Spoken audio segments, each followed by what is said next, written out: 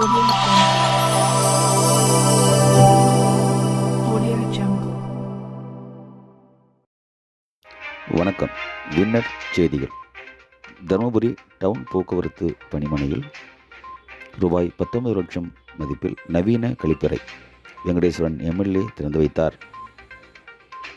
Dharmapuri March 14 Dharmapuri down அரசு போக்குவரத்து பணிமனையில் கடந்த சில மாதங்களுக்கு முன்பு வெங்கடேஸ்வரன் எம்எல்ஏ அவர்கள் ஆய்வு செய்தபோது பணியாளர்கள் மற்றும் தொழிற்சங்கத்தின் கூடுதல் நவீன கழிப்பறை அமைக்க வேண்டும் என்று கோரிக்கை விடுத்தனர்.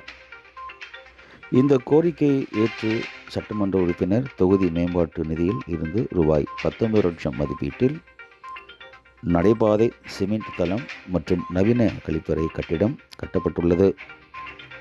இந்த நவீன கழிப்பறையை பணியாளர்களின் பயன்பாட்டிற்கு வெங்கடேஸ்வரன் எம்எல்ஏ திறந்து வைத்து பார்வையிட்டார்.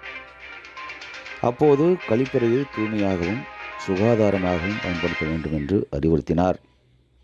இந்த நிகழ்ச்சியில் போக்குவரத்து கழக பொது மேலாளர் செல்வம், துணை மேலாளர் இளங்கோ, கிளை மேலாளர் சுதாகர், பொதுப்பணித்துறை உதவி செயற்பொறியாளர் தில்வியா ஏஞ்சலின், உதவி பொறியாளர் ரஞ்சிதா, பாட்டாளி போக்குவரத்து தொழிற்சங்க தருமபுரி மண்டல பொதுச் செயலாளர் ராஜா, தருமபுரி மண்டல தலைவர் மாதப்பன், மண்டல பொருளாளர் சுந்தரமூர்த்தி, பாமக நகர செயலாளர்கள் வெங்கடேசன், சத்தியமூர்த்தி மற்றும் கட்சி நிர்வாகிகள், போக்குவரத்து பணியாளர்கள் கலந்து கொண்டனர்.